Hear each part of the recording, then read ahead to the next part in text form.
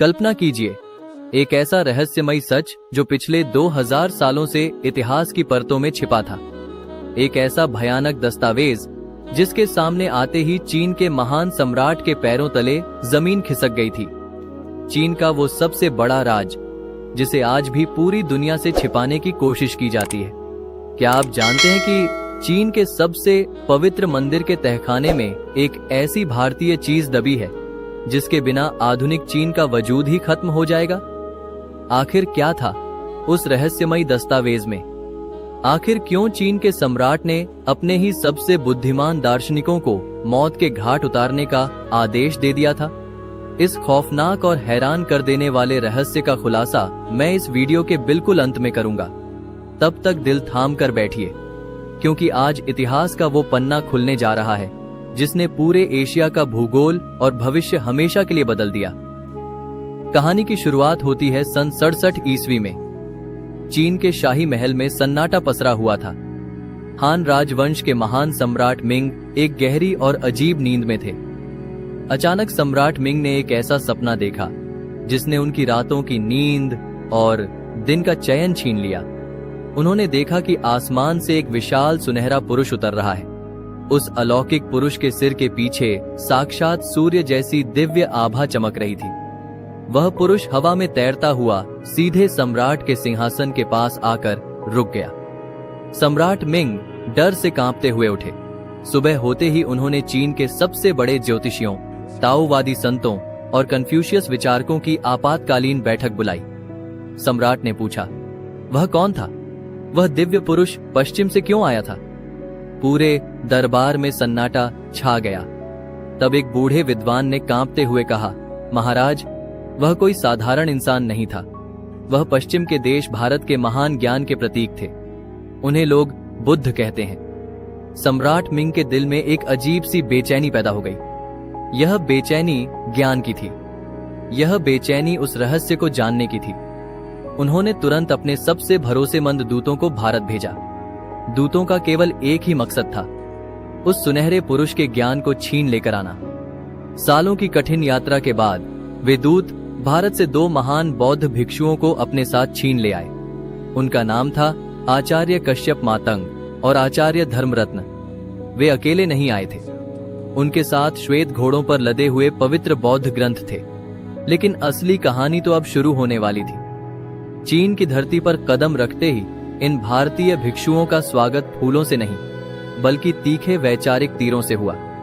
चीन का हजारों साल पुराना अहंकार इन 2 साधारण भिक्षुओं के सामने दीवार बनकर खड़ा हो गया।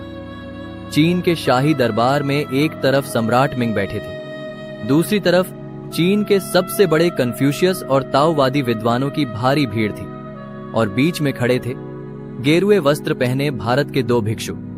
ये सिर्फ एक मुलाकात नहीं थी, ये 2 महान सभ्यताओं का सबसे बड़ा महासंग्राम था। कन्फ्यूशियस दर्शन के मुख्य दार्शनिक आगे बढ़े। उनकी आंखों में अपनी संस्कृति का भारी अहंकार था। उन्होंने पहला तीखा सवाल दागा। उन्होंने पूछा, हमारे महान गुरु कन्फ्यूशियस कहते हैं कि माता पिता की सेवा और वंश को आगे बढ़ाना ही इंसान का सबसे बड़ा धर्म है।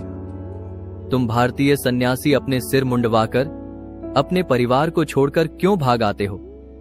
क्या यह अपने माता पिता के प्रति सबसे बड़ा पाप नहीं है? क्या तुम्हारा यह दर्शन समाज को बर्बाद नहीं कर देगा? पूरा दरबार सांस रोककर भारतीय भिक्षुओं के जवाब का इंतजार कर रहा था। चीनी विद्वान मुस्कुरा रहे थे। उन्हें लगा कि उन्होंने पहले ही सवाल में भारतीय भिक्षुओं को परास्त कर दिया। लेकिन तभी आचार्य कश्यप मातंग मुस्कुराए। उनका चेहरा बिल्कुल शांत था। उन्होंने कन्फ्यूशियस विद्वान की आंखों में आंखें डालकर एक प्रतिप्रश्न किया। उन्होंने पूछा, हे महान विद्वान, मुझे एक बात बताइए। यदि एक घर में भयंकर आग लग जाए तो एक समझदार बेटा क्या करेगा? क्या वह सिर्फ अपने माता पिता के पैर दबाता रहेगा, या पहले घर से बाहर भागकर पानी का इंतजाम करेगा ताकि पूरे घर को बचाया जा सके? चीनी विद्वान सोच में पड़ गए। आचार्य ने अपनी बात आगे बढ़ाई। उन्होंने कहा, साधारण मनुष्य सिर्फ अपने छोटे से परिवार के मोह में बंधा रहता है। उसका दीपक सिर्फ एक छोटे से कमरे को रोशन करता है। लेकिन एक बौद्ध सन्यासी उस आग को बुझाने के लिए पूरे संसार में निकलता है। वह अपने परिवार को इसलिए छोड़ता है ताकि पूरी दुनिया को अपना परिवार बना सके। वह एक छोटा दीपक नहीं, बल्कि वो सूरज बनता है जो हर अंधेरे दिल को ज्ञान की रोशनी देता है। क्या पूरे संसार को करुणा देना पाप है? दरबार में सन्नाटा छा गया।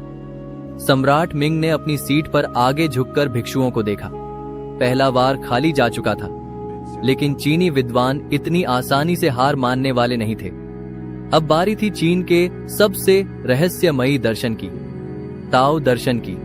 ताओ मत के सबसे बड़े मठाधीश आगे आए। उन्होंने कड़कती आवाज में पूछा, हमारा ताओ दर्शन सिखाता है कि यह ब्रह्मांड ताओ यानी एक परम मार्ग से चलता है। हर चीज पहले से तय है, सब कुछ प्रकृति के नियम के अनुसार हो रहा है। तुम भारतीय भिक्षु कहते हो कि सब कुछ शून्य है। अगर सब कुछ शून्य है तो इस संसार का वजूद क्या है? क्या तुम्हारा शून्य का सिद्धांत हमारे ताओ के अस्तित्व को नकारता नहीं है? तुम शून्य से इस विशाल सृष्टि की व्याख्या कैसे कर सकते हो? यह एक ऐसा सवाल था जिसने दर्शन शास्त्र की बुनियादी हिला दी थी। अब शुद्ध विज्ञान और तर्क शास्त्र की बारी थी। आचार्य धर्मरत्न ने इस पर जो तर्क दिया वह आज के आधुनिक विज्ञान के बिल्कुल बराबर है। उन्होंने दरबार के बीच में रखे एक खाली मिट्टी के घड़े की तरफ इशारा किया। उन्होंने पूछा, इस घड़े की सबसे उपयोगी चीज क्या है? इसकी मिट्टी या इसके अंदर की खाली जगह? ताओवादी विद्वान ने कहा, निश्चित रूप से इसके अंदर की खाली जगह, क्योंकि उसी में पानी भरा जा सकता है। आचार्य धर्मरत्न ने मुस्कुराते हुए कहा, बिल्कुल सही, वह खाली जगह ही शून्य है। जब तक वह शून्य नहीं होगा तब तक घड़े का कोई अस्तित्व नहीं होगा। शून्य का मतलब कुछ नहीं होना नहीं है। शून्य का मतलब है अनंत संभावनाओं का होना। उन्होंने बौद्ध दर्शन के सबसे क्रांतिकारी सिद्धांत जिक्र किया। उन्होंने समझाया कि इस दुनिया में कोई भी चीज स्वतंत्र नहीं है, हर चीज एक दूसरे पर निर्भर है। यह बीज इसलिए वृक्ष बनता है क्योंकि इसे मिट्टी, पानी और धूप मिलती है। अगर इनमें से एक भी चीज हटा दी जाए तो वृक्ष का अस्तित्व शून्य हो जाएगा। हमारा दर्शन ताओ को नकारता नहीं है, बल्कि यह बताता है कि ताओ का वह परम मार्ग भी इसी शून्यता और अंतर संबंध से पैदा होता है। सब कुछ बदल रहा है, कुछ भी स्थायी नहीं है। जब तुम इस परिवर्तन को समझ लेते हो तब तुम दुख से मुक्त हो जाते हो। चीनी विद्वान हैरान रह गए।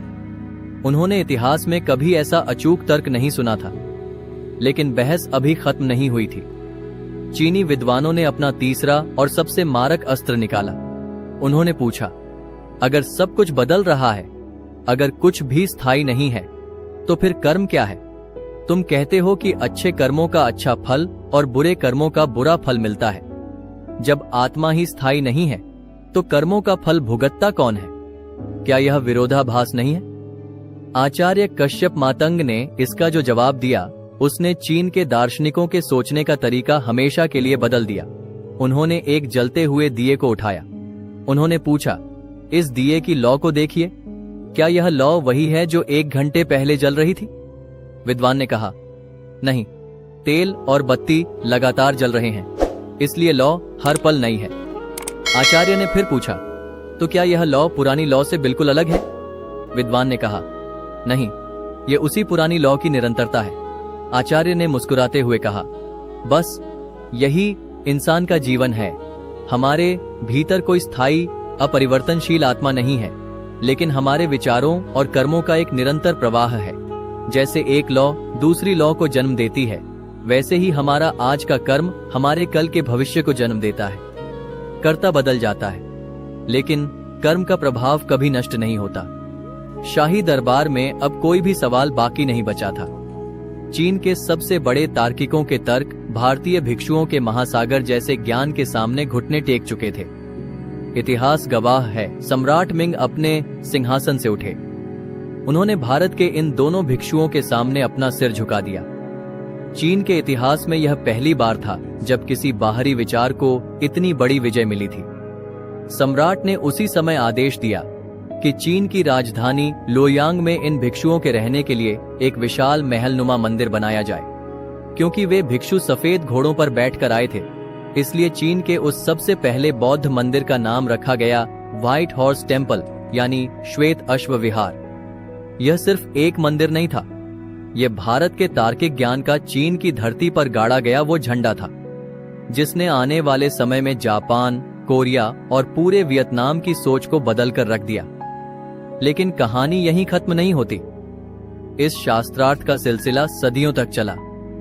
इसी वैचारिक क्रांति की अगली कड़ी में भारत से एक और महापुरुष चीन पहुंचे, जिन्हें दुनिया बौद्ध धर्म के नाम से जानती है।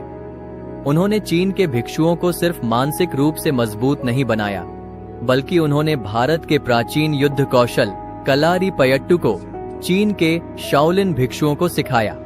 वही ज्ञान आगे चलकर शाओलिन कुंग फू और जैन बुद्धिज्म के नाम से पूरी दुनिया में प्रसिद्ध हुआ। आज चीन जिस मार्शल आर्ट और ध्यान पद्धति पर गर्व करता है, उसका पूरा डीएनए भारत की इसी धरती से गया था। अब आते हैं उस खौफनाक रहस्य पर जिसका जिक्र मैंने वीडियो की शुरुआत में किया था।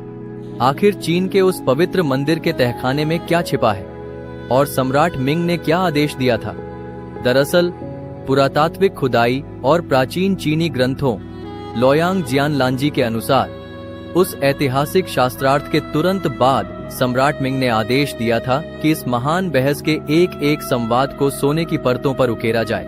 चीनी विद्वानों को डर था कि अगर यह बात जनता को पता चल गई कि भारतीय ज्ञान के सामने चीन के स्थानीय दर्शन हार गए थे, तो चीन का गौरव खत्म हो जाएगा।